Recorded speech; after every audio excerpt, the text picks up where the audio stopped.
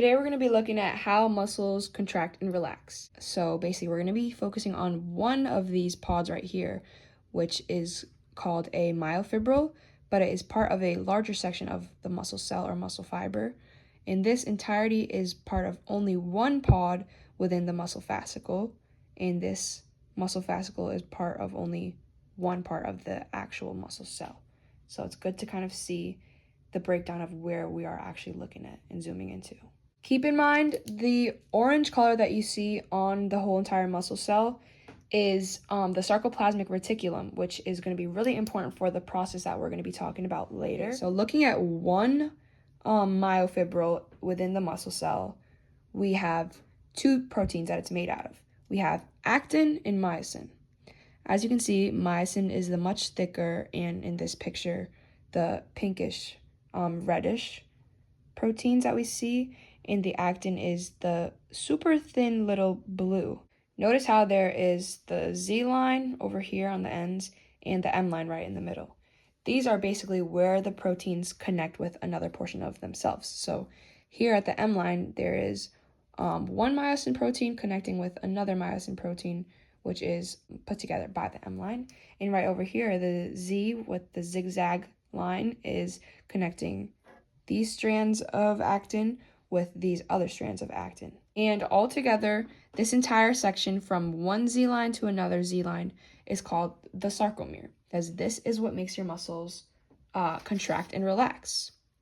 So the super simplified version of what we're going to be looking at is this. Actins on the outside are going to be pulled by the myosins like this, and so that they now overlap each other.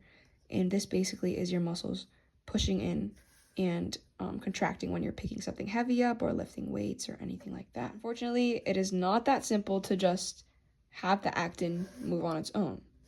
So for that reason, today we're going to be focusing on the sliding filament theory. Okay, so now we're going to take a look at actin, which was the thinner blue filament that we saw in the other picture that created the Z line. It's also called the molecular rope because you can see it's kind of like two strands that are twisted together. The first thing we see on an actin protein is these little circles right here. These are the actual actins themselves. Notice the little orange lines, which are basically the binding sites for the myosins, which are the other proteins in the muscle cell. They need to come together, and this is where they do it, right there on the orange part. The next thing we see is these little snake-like swirls. Those are the tropomycins, and this is a protein that basically covers those little orange binding sites for when the muscles are not stimulated, or basically when they're relaxed and we're not using them. So the final thing we see in this drawing is the troponin right here, these little swirls. So these troponin actually expose the actin's binding site so that the myosin can finally bind with the actin. And it does this by taking the calcium from the sarcoplasmic reticulum, which basically sends a message to the nervous system and deposits itself into the troponin right here, and will eventually turn these actins over and expose their binding sites. Okay. So the second protein in the muscle cell is the myosin. This is a much larger version of the entirety of the myosin, but today we're just going to be focusing on one individual piece of it. This long part, which is called the myosin tail, and then up here is the myosin head, which basically is the thing that attaches to the actin and can pivot and move towards the actins for binding. And this head is made of ADP and 1-phosphate. Now that we know more about the actin and myosin proteins as individuals, we can get into the sliding filament theory. So now that the calcium is basically pulling on that lever of troponin and it is turning the binding sites over to be exposed, now the myosin comes in with the myosin head and it is ready to bind.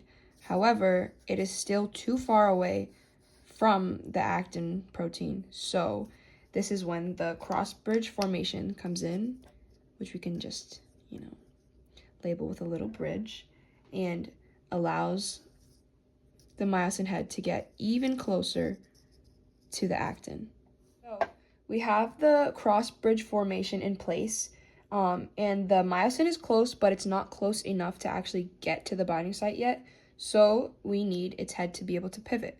This is where the power stroke comes in, and basically the ADP and the phosphate that is in the myosin head is released and turns into ATP, which we will save for later and come back to. And this process also allows the head of the myosin to pivot and get even closer to the actin binding site. So now our muscles are here, they're contracted, the actin and myosin are binded together.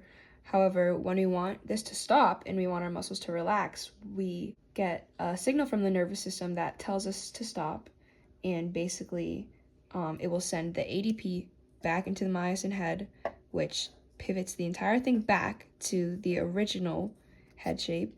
This ATP is lost and turns back into the original ADP and phosphate molecules. This cross bridge formation is also taken away, and now this whole myosin is back to how it started and is no longer attached to the actin. So the last signal sent by the nervous system is to the calciums, which basically direct the calciums back to the sarcoplasmic reticulum. So these now are going away from the troponin, which caused the binding sites to turn back to where they started, and this is when the tropomyosin takes over and protects the binding sites from being able to get exposed to the myosins. Now your muscles are relaxed, your actin and myosin are no longer binded, and they are back to its original form. And that is the sliding filament theory. Thank you.